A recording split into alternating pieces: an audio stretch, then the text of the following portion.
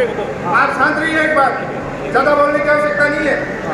अधिकारी तो सर पे कभी बैठेंगे, जनता बैठिए, कहाँ की व्यवस्था पहले एक बार एक मिनट। जब पब्लिक आपत्ति करिए तो आपत्ति सुननी पड़ेगी। आपका जो भी बंदा है वो झूठ बोल रहा है और आप उस झूठ के साथ जा रहे हैं। इससे पहले बात आप पता कर बैठिए, मैं कह रहा हूँ आप बैठिए, मैं आपको कह रहा हूँ फिर बैठिए, मैं आपको कह रहा हूँ फिर बैठिए, बैठो अपने बैठो आप ऊपर, जो कह रहा हूँ आप ऊपर बैठिए। आप मेरी बात सुनिए, पहले आपको जो भी होगा आप ऊपर बैठिए, वरना कोई भी चीज गलत होगी उसके जिम्मेदार सीमेंट से व्यक्ति और प्रशासन होगा। पहले बता रहा हूँ मैं, क्योंकि जो भी व्यक्ति वो झूठ बोल रहा है उसको पहले तो माइक से हटाए। इसका बकवास कर रहा हूँ एक वजह से, बात कर रहे हैं ना, आई जी की सुनवाइए, मैं बताता हूँ एक रुकिए,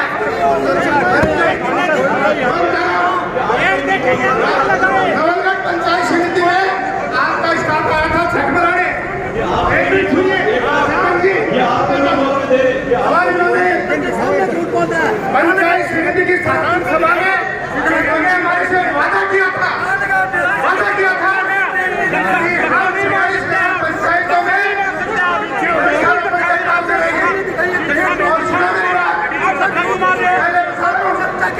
इसको साइड में कर दो, वरना दुष्परिणाम रोकने के लिए क्या करना, ये दुष्परिणाम रोकने के लिए क्या करना। मैं पहले कह रहा हूँ जो भी माइक पे बैठे इसको साइड में करो और पुलिस प्रशासन से हाथ मारने की आदत करो कि आप किसानों के बीच में ना आए। कोई भी किसान के बीच में पुलिस प्रशासन नहीं आए। आज और सरकार और किसान आमने सामने होंगे और अगर कोई भी चीज गलत होती है प्रशासन होगा। पहले कह रहा हूँ इस बात को शांति से सुन ले। एक मिनट, पहले आप साइड में होंगे, एक एक व्यक्ति बोलेगा, लेकिन एक मिनट रुकिए,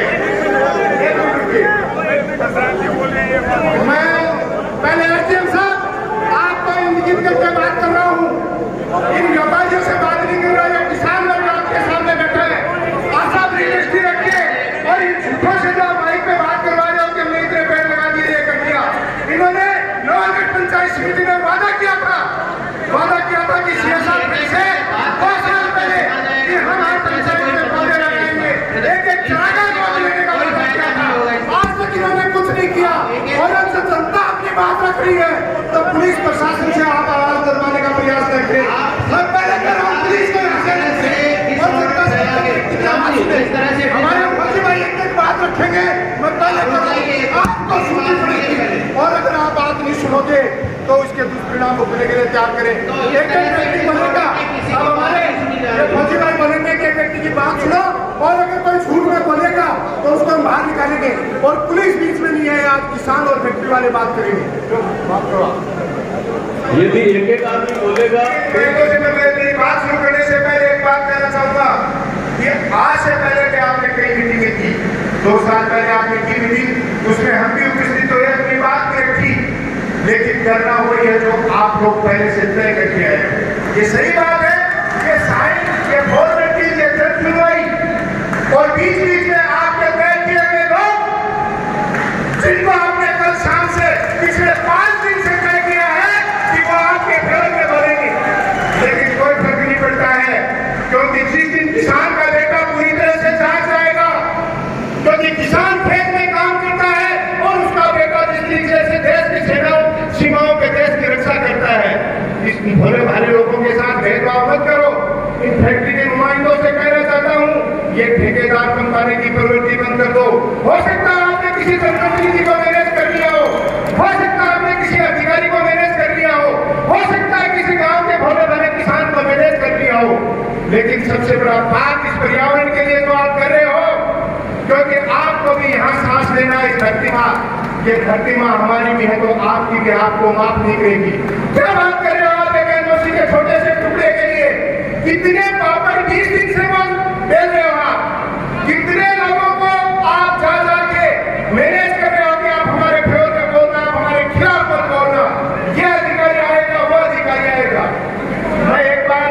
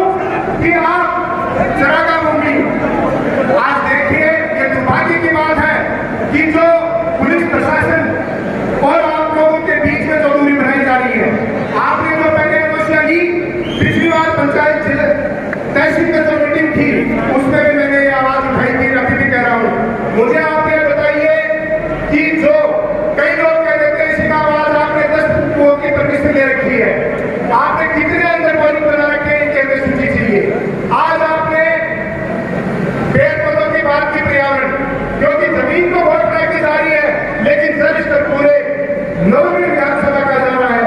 और आप सब वादा करके आए थे पिछली मीटिंग में कि हम एक एक तरह का भूमि में और डस्ट से उनकी फिलिंग करेंगे और हर पंचायत में हम पौधे लगाएंगे। एक भी गांव का आदमी किसी भी पंचायत के लिए हमें बता दे कि ये चरागाह हमने गोद दिए जो हमने वादा किया था, वहां ये पौधे लगाए। हम चाहते हैं क्योंकि हम फैक्ट्री का विरोध नहीं कर रहे हैं, विकास के लिए ये संसाधन जरूरी है, लेकिन जो आपने पहले एनओसियां ली, क्या उन पे आपने कमिटमेंट पर्यावरण, क्योंकि आज केवल पर्यावरण की मीटिंग है, क्या आपने पर्यावरण के जो वादे किए थे वो पूरे किए? मैं अकेले की बात नहीं कर रहा हूँ। आज नवनिर्मित ग्राम पंचायत समिति के 46 ग्राम पंचायतों में आपकी फैक्ट्री के नुमाइंदे साधारण सभा की मीटिंग में वादा करके आए थे कि हम हर एक पंचायत से एक तरह का भूमि खोल देंगे, उसकी वाइड फेंसिंग लेंगे और उसमें मिट्टी भराव करके पौधे लगवाएंगे, जिसका रखरखाव हमने भी वादा किया था कि नरेगा की लेबर को साथ जोड़ के हमें हमारा उद्देश्य पर्यावरण बचाना है, न कि कोई राजनीति करनी। ये सारी बातें आपने अगर पहले के एनओसियों के लिए कर ली हो, तो हमें आपके आने वाली एनओसी के लिए कोई आपत्ति नहीं है। लेकिन अगर आपने वो जो सारी बातें इस किसान वर्ग से किया था पर्यावरण संरक्षण के लिए, कि जितने भी आज कहने को कह देते हैं कितने डंपर रोड आते हैं, उनके ऊपर क्या कवर आता है जाता नहीं है, ये सारी चीजें जो पर्यावरण को बचाने के लिए, आज अभी बेटेवाजी गोमाता की बात कर रहे थे, कितनी गायें चलती थी, आपने पर्यावरण के लिए हमारे यहाँ गोचर भूमियां थी, जोड़ी थी, तराइयां थी, उनकी एवज में हमें कहाँ जमीन अलॉट की वो बताओ। और उनको तो आपने कहा था कि पहले की जैसी स्थिति में हम डेवलप करके देंगे, तो आपने कितनी ऐसी जोड़ियों को, तराइयों को आपने आज तक डेवलप कर दिया? कितने पक्षी यहाँ से प्रभावित हुए? आपने पक्षियों के संरक्षण के लिए क्या किया? आपने वन विभाग में अपने एनओसी के लिए जो एफिडेविट किया था कि हम एक जगह 2 या 500 भी पौधे लगाएंगे, वो पौधे कहाँ लगाए उस एनओसी के हवाले से? मैं नहीं कहता मुझे बताइए, आज ये सारी जनता बैठी है, उसके सामने आप पुराने साथ दे दीजिए और अगले एनओसी में आप लेने का अधिकार मिलते हैं। लेकिन आपने पहले का काम किया ही नहीं और आगे से आगे नई एनओसियों के लिए, हम एनओसी के लिए विरोध नहीं कर रहे हैं, ये पहले बता रहा हूँ, लेकिन हम उन वादों की बात आपको याद दिलाना चाह रहा हूँ, चाहे वो पर्यावरण संरक्षण के मामले में पेड़ पौधों की बात हो, हमारे गोचर, आज आप देखिए एक भी व्यक्ति को पता है क्या पेड़ पौधों की बात तो इनको रिटायरी बात अधिकारी कर रहे हैं। मैं कह रहा हूँ गोमाता के लिए कि गोचर भूमियों में धामन घास लगा दिया जाए, तो आने वाले समय में घास की भी हमारे यहाँ समस्या नहीं आई। एक भी गोचर में कहीं भी इन्होंने धामन घास लगाया हो तो मुझे बता दे, आप कहोगे वो हम करने के लिए तैयार है। बातें केवल रिटायरी करने की आवश्यकता नहीं है। अच्छा, किसने क्या क्या इस बात में जाने की आवश्यकता नहीं है। अगर पर्यावरण नहीं रहा तो न मैं न रहूंगा, न आप रहोगे, मेरे सामने बैठे लोग रहेंगे, और शीघ्र हर व्यक्ति को चाहिए। और अगर इसी लड़ाइयों में जो ये लड़ाइयां हैं कंपनी के लोग आपस में भाइयों के बीच में पनपाना चाह रहे हैं, हम 36 कौम के लोग एक साथ प्रेम और भाईचारे से रहने वाले लोग हैं, हम आपस में लड़ाइयां नहीं करेंगे। आपका उद्देश्य हो सकता है कि हम आपस में कंट्रोवर्सी करा के भाई भाई में आप लड़ाई कराते हैं और अपना उल्लू सीधा करते हैं, अंग्रेजों के जमाने की तरह, लेकिन यह पॉसिबल नहीं होगा। मैं आपको पहले से कह रहा हूं, जो आपने वादा किया है कि ये एग्रीमेंट हम करेंगे, वो आपको पूरा करना पड़ेगा, वरना यहाँ का किसान वर्ग आपसे 3 सीट बजा देगा। हो सकता है आप कुछ नेताओं को, जनप्रतिनिधियों को मैनेज कर लो, हो सकता है किसी सरकार को मैनेज कर लो, लेकिन इन किसान वर्ग को आप मैनेज नहीं कर पाओगे। इनकी इच्छा के अनुरूप आपको काम करना पड़ेगा। आपने जो वादे किए हैं, चाहे वो रोजगार का हो, चाहे वो संसाधन लगाने की बात हो, चाहे सुरक्षा की, अभी बात कर रहे थे आप प्लास्टिक की कौन सा करने जा रहा है कि उस समय जब ब्लास्ट किया जा रहा है उसमें कितना, उसमें बारूद को वो सिस्टम डाला जाएगा। आप अपना फैक्ट्री का एक अफसर छोड़िए, वो 50 घरों के आसपास वो रात बिताए, दिन बिताए, वहां 2 दिन रह के देखे जिसमें आपकी ब्लास्टिंग हो, उसको पता चल जाएगा। ये झूठे आंकड़े करने की बात नहीं है कि हम सुनी सुनाई बात कर रहे हैं, महसूस करके देखना होगा। और एसडीएम साहब, आप किसान वर्ग से आते हो, किसान के बेटे हो, आपको समझना चाहिए। और आज की इस मीटिंग का मैं तो कोई औचित्य नहीं मान रहा हूँ, चाहे कोई हमारे पक्ष में बोले चाहे विपक्ष में बोले, क्योंकि मीटिंग को वही करनी है, रिजल्ट को आपको कोई रिपोर्ट देनी है। क्योंकि जब हमने एडीएम साहब उस समय मौजूद थे और उस समय भी ये दिनेश सुंडा बोला था, लोगों के काफी पेट में दर्द हुआ था। मैं सत्ता पक्ष और विपक्ष की बात नहीं करता हूँ, मैं जदीद की बात करता हूँ। और उस समय भी लोगों के काफी दर्द हुआ था, लेकिन आज तक दर्द होकर रह गया, उसका हमें कोई जवाब नहीं मिला। एसडीएम साहब, विपक्ष जी भी आपके पास बैठे हैं, इनसे भी कभी बात की गई आएगी। कब आएगी? मैं ये कहता हूँ जो भी व्यक्ति यहाँ कोई आवाज उठा रहा है उसका क्वेश्चन सही है या गलत है ये तो कमेटी तय करेगी, हम लोग तय करने वाले नहीं है। लेकिन जब कमेटी आए तो उस व्यक्ति को आपको बुलाना चाहिए कि भैया आपने उस दिन जब सुनवाई में एक क्वेश्चन उठाया था और आपके कमेटी के सामने समझ तय हुए, अब कब कमेटी आई, कब उसका जवाब बना, आपने तो अपनी एनओसी कर ली। ऐसा मत करिए। आज ये जो पर्यावरण स्वीकृति की जो जन सुनवाई हो रही है, मैं कंपनी से कहूँगा कि पहले भी आपने जन सुनवाई की स्वीकृति ली है, उससे आप दोगुना लगभग करने जा रहे हैं। उस समय भी आपका विरोध था और आज भी विरोध है। जब ये कंपनी अपना यहाँ किसानों और युवा साथियों के साथ में तालमेल नहीं बिठाएगी तब तक ये जन सुनवाई आपकी सार्थक नहीं हो सकती। यहाँ किसान आके बार बार गेट बंद कर रहे हैं और युवा साथी आपसे लड़ रहे हैं, ये समाधान करना पड़ेगा आपको। जिस दिन ये समाधान हो जाएगा उस दिन ही आपकी स्वीकृति पर ज्यादा बात होगी। और ये किसान और युवा साथी आज जो पर्यावरण की स्वीकृति ले रहे हैं उसमें सबसे पहले अहम होता है कि पर्यावरण के लिए आपको बहुत सारे पेड़ लगाने चाहिए और हर चीज की स्वीकृति देने के लिए आदमी सहमत होता है। क्या यहाँ पेड़ लगाए गए क्या भाइयों? आज इतने सारे यहाँ के पेड़ उखाड़े हैं, इतने सारे यहाँ के जीव जंतु बेच रहे हैं, इनके लिए आपने क्या व्यवस्था की है? आज झूठ भाषण दिया जा रहा था कि 11,000 पेड़ लगा रहे, मैं कह रहा हूं कि 1100 पेड़ भी नहीं लगाएगा। तो ये सिर्फ एक दिखावा किया जा रहा है। जब तक आप पर्यावरण की स्वीकृति आते तो सबसे पहले आप ज्यादा से ज्यादा पेड़ लगाए, पूरा हरा भरा करें। आप पिछले दिनों देख रहे थे कि वीडियो वायरल हो रहा था, यहाँ के पिल्ले की मिट्टी इस प्रकार से उड़ उड़ के किसानों के खेतों में, घरों में और पूरी यहाँ की हर आदमी की सांस लेने में दुर्भर हो रहा है। इतनी बड़ी अव्यवस्था होकर भी मेरे पर्यावरण की स्वीकृति होगी। लाखों यहाँ के जो अपने यहाँ के लोकल तितर, कबूतर, मोरिया, ये सब के सब जीव जंतु आप लोगों ने यहाँ से गायब करवा दिए। उसके रहने के लिए आपने क्या व्यवस्था की? हमारी जो गाय माता है, जो हजारों की संख्या में यहाँ पेड़ भरती थी, गायों के लिए आपने रहने की, खाने पीने की और पानी की क्या व्यवस्था की? हजारों यहाँ से हमारे किसान भाई आपको बेशकीमती जमीन देकर के गए हैं, उसके रहने की आपने क्या व्यवस्था की?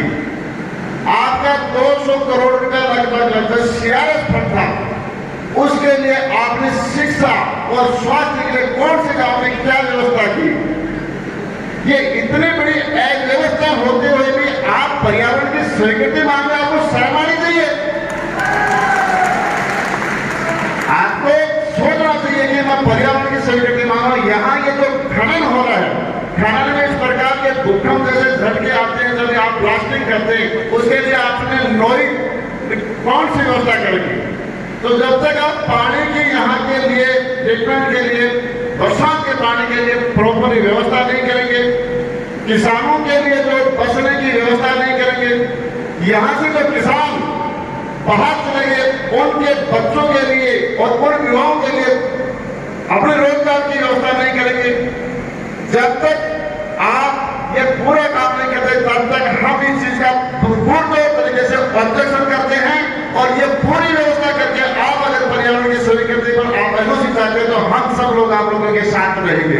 जय हिंद। बात है कि एनओसी तब तक जारी नहीं की जाए जब तक पूर्व की जो एनओसी जारी की हुई है उनका काम धरातल पे वर्तमान में कितना है, उस चीज के लिए सरकारी अधिकारी, कर्मचारी और यहाँ के जनप्रतिनिधि, यहाँ के प्रबुद्धजन, सामाजिक संगठन, एनजीओ, हर एक आदमी की एक कमेटी पहले बनाई जाए।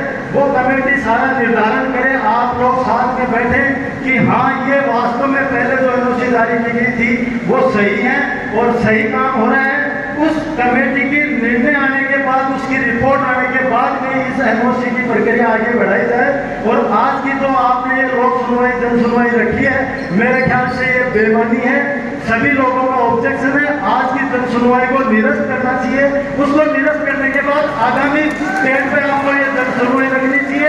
एक कमेटी जो हमने बताया, सुझाव हमने हमारा दिया है, वो सुझाव अगर आप मानते हैं उस सुझाव के अनुसार सारा काम करके और सबको सहमति बना के दोबारा जन सुनवाई करेंगे तो मेरे ख्याल से सब लोग आपके साथ रहेंगे। इसी के साथ मैं मेरे शब्दों को विराम देता हूँ और मेरा जो प्रश्न था कि हम जो ज्ञापन दे रहे हैं उसका रिसीव का कोई अगर है आपकी प्रक्रिया तो वो जरूर करवाएं। जनहित जय भारत। विजेंद्र सुंदर है, मैं यहाँ पूर्व में पंचायत समिति सदस्य प्रतिनिधि के रूप में 2010 से 15 में रहा हूँ। हमारा आज ये जो जन सुनवाई लोक सुनवाई मेरा आप सबसे अनुरोध है जो उपस्थिति पंजीक है उसमें आप जरूर साइन करते, नहीं तो आप जो भी बात कह रहे हैं वो आगे तक पहुंचा नहीं पाएंगे। तो जो भी अटेंडेंस शीट है उसमें कृपया अपना नाम लिख के हस्ताक्षर जरूर कर दीजिए। मेरा एक तो दीपक जी आपसे ये निवेदन था, हमारे काफ़ी यहाँ पे जो बुद्धिजीवी प्रबुद्ध जो लोग बैठे हैं उनका ये मानना है कि हम जो ये लिखित में ज्ञापन दे रहे हैं क्या इसका कोई रिसीव्ड हमको मिलेगा या इसका कैसे तय होगा कि हाँ ये हमारा ज्ञापन आपके द्वारा लिया गया है। एक तो काफ़ी लोगों का ये मानना है। दूसरा मैं ये कह रहा था, अपनी पूर्व में जन सुनवाई हुई थी वहाँ पे SDM कार्यालय पे, आप वहाँ पे उपस्थित थे। हमने काफ़ी ऑब्जेक्शन लगाए थे, उन ऑब्जेक्शन का हमें नहीं पता आज तक क्या हुआ। इसलिए वो जो प्लांट को बढ़ाने के लिए जो ऑब्जेक्शन लगाए थे उसके बाद में भी वो NOC जारी हुई है।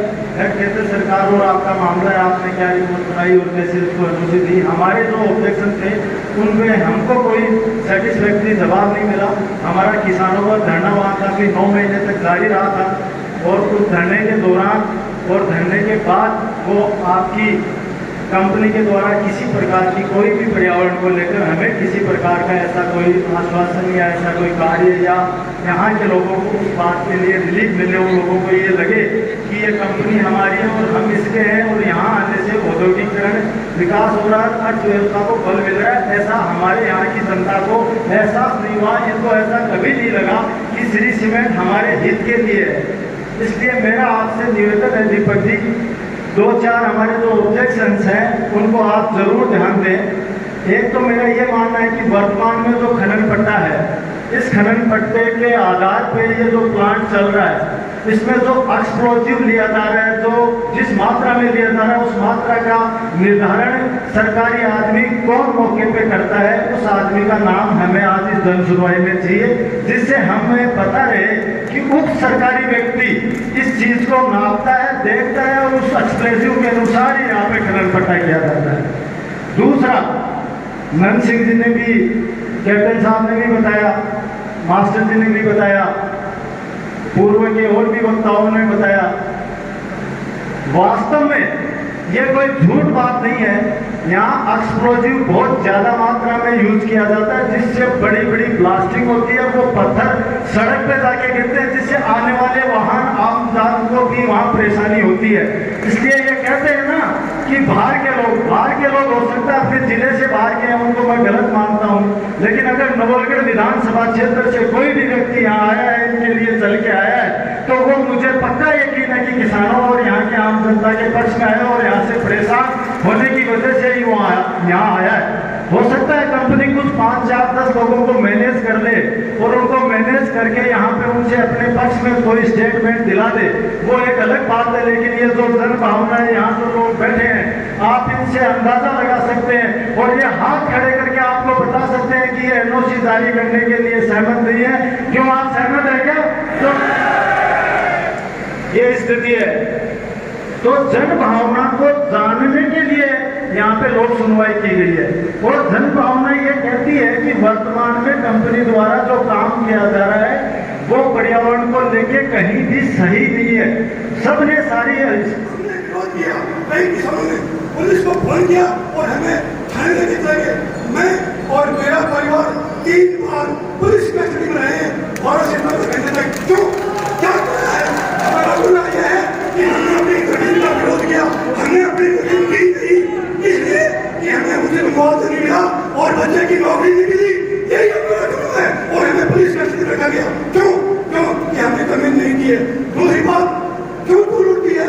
इसलिए टूट की है कि वहाँ पर प्रॉपर पानी का छिड़काव नहीं होता है, टाटू होता है, लेकिन ग्राउंड पर नहीं होता है। जितने भी ट्रक्स हैं, रोड हैं, जिन पर इनकी मशीनें जहाँ पर हैवी मशीन चलती है वहाँ पर धूल उठती है और जनता परेशान होती है, क्यों कि वहाँ पर ये छिड़काव करते नहीं है। उसमें क्या उसकी दुकान है, इनको दुख नहीं है, क्योंकि इनके जो ड्राइवर गाड़ी में बैठे हैं ऐसी लगी है कि आम आदमी से प्रभावित है। ध्वनि प्रदूषण इतनी आवाज आती है उसकी उम्र कैसे की कि आदमी सो नहीं सकता है। मेरे पूरे पिताजी जिनकी उम्र 86 ईयर है वो इस सभा में बैठे हैं, उनसे पूछिए कि उस ध्वनि की सेवा कितनी दुखी है। मेरी बेटी की शादी है 14 जुलाई की, बताइए आप कि बगैर लाइट और पानी के एक व्यक्ति अपने बच्चों की कैसे शादी करेगा, पानी का बंदोबस्त कैसे करेगा, बच्चों की पढ़ाई कैसे करेगा। और इन किसानों में कई ऐसे लोग बैठे हैं जिनके माँ बाप इस दुख से खत्म हो गए हैं, उन्होंने उस प्रोग्राम को कैसे अंजाम दिया होगा, उनसे जाके पूछिए और ध्यान बता के देखिए कि क्या वो लोग दुखी हैं या नहीं। इस ब्लास्टिंग से हमारे ग्रामीण मकानों में बगाड़ आ गई है, पानी गिर रहा है, अगर यकीन नहीं है ताकि देखिए ये सच है झूठ है, अगर झूठ है तो हमें कौन सजा दी है, हमें मंजूर है, लेकिन गलत है। अभी भी श्री चंद्र ने कहा है कि इस कन्वेंशन को शेड्यूल कर दिया गया है। महोदय अभी भी कन्वेंशन पूरी शेड्यूल नहीं है, जहाँ भी स्टडी होनी चाहिए वहाँ पर काम पूरा नहीं है, अभी भी ये झूठ बोला जा रहा है। खदानों की प्लास्टिक से मकान टूटते लोग भयभीत हैं और ऊपर से धमकियां देते कि एक दिन आपके मकान भी टूट जाएंगे। साहब कौन सी लोकतंत्र की व्यवस्था है, अगर मकान टूट जाएंगे तो परवाह नहीं, टूट जाएंगे तो की मांगेंगे, लेकिन झुकेंगे नहीं, इनसे कभी भी नहीं झुकेंगे। क्या आगे अगला पॉइंट इन्होंने कहा था अपने भाषण में कि ग्रीन बेल्ट तैयार किया, जाके देखिए 300 मीटर की बेल्ट नहीं, 3 मीटर की भी ग्रीन बेल्ट तैयार नहीं है और लाखों पेड़ काट दिए गए। क्या इन पेड़ों की गिराई से पर्यावरण की बात किसी का भला नहीं होने वाला। मेरा निवेदन है आप सबसे एक एक करके अपनी बात शांतिपूर्वक रखें। सामाजिक बैंक और आसपास से आए वाले प्रबुद्ध व्यक्ति किसान भाइयों और माताएं बहनें सबके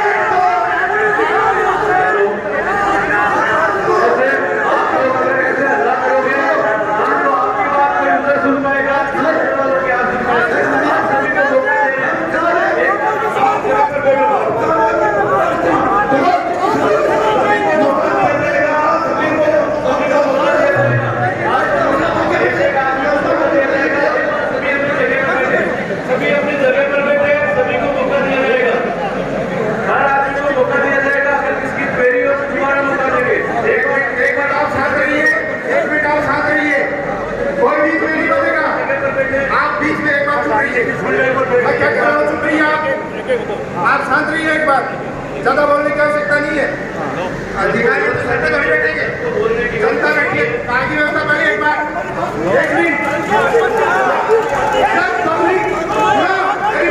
सब पब्लिक आपत्ति करिए तो आपत्ति सुननी पड़ेगी।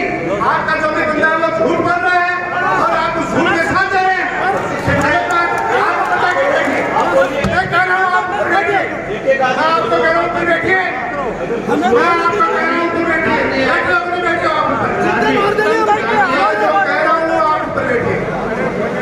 आप मेरी बात सुनिए। पहले आपको जो भी होगा आप ऊपर बैठिए, वरना कोई भी चीज गलत होगी उसके जिम्मेदार सीमेंट से व्यक्ति और प्रशासन होगा। पहले बता रहा हूँ मैं, क्योंकि जो भी व्यक्ति वो झूठ बोल रहा है उसको पहले तो माइक से हटाए।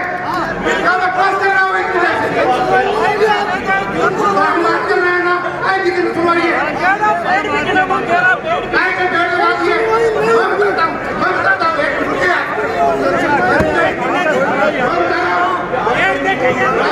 नवलगढ़ पंचायत समिति में आपका स्टाफ आया था छठ मनाने,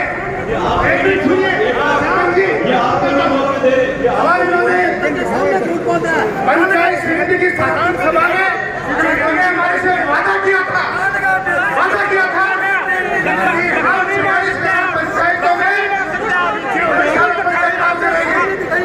और सुनो मेरी बात, पहले बता रहा हूं, जब इसको साइड में कर दो जनता के बीच में, वरना दुष्परिणाम भुगतने के लिए तैयार रहना। ये दुष्परिणाम भुगतने के लिए तैयार रहना। मैं पहले कह रहा हूं, जो भी माइक पे बैठे इसको साइड में करो और पुलिस प्रशासन से हाथ जोड़ने की अनुमति जरा कि आप किसानों के बीच में ना पड़े। कोई भी किसान के बीच में पुलिस प्रशासन नहीं आए। आज और सरकार और किसान आमने सामने होंगे और अगर कोई भी चीज गलत होती है तो प्रशासन होगा। मैं ये कह रहा हूँ, इस बात को शांति से सुन ले। एक मिनट, पहले आप साइड में होंगे, एक एक व्यक्ति बोलेगा, लेकिन एक मिनट रुकिए। मैं पहले एसडीएम साहब आपको इंगित करके बात कर रहा हूँ, इन व्यापारियों से बात नहीं कर रहा है। किसान लोग आपके सामने बैठे हैं, आप रियलिस्टी रखिए और इन झूठों से जो माइक पे बात करवा रहे हो कि हमने इतने पेड़ लगा दिए, कर दिया। इन्होंने लोहागढ़ पंचायत समिति में वादा किया था कि 6 साल पहले 2 साल पहले कि हम हर पंचायत में पौधे लगाएंगे, एक चारागाह पौधे लेने का वादा किया था। आज तक इन्होंने कुछ नहीं किया और हमसे जनता अपनी बात रख रही है तो पुलिस प्रशासन से आप आवाज दरवाने का प्रयास करते। मैं पहले कह रहा हूं, पुलिस को यहाँ से और जनता से हमारे मुख्य भाई एक बात रखेंगे। मैं पहले कह रहा हूं, आपको सुननी पड़ेगी और अगर आप बात नहीं सुनोगे तो इसके दुष्परिणाम भुगतने के लिए तैयार करें। एक व्यक्ति बोलेगा, अब हमारे फौजी भाई बोलेंगे कि एक व्यक्ति की बात सुनो और अगर कोई झूठ में बोलेगा तो उसको हम बाहर निकालेंगे और पुलिस बीच में नहीं है। आज किसान और फैक्ट्री वाले बात करेंगे। यदि एक एक आदमी बोलेगा तो ही सुन पाएंगे।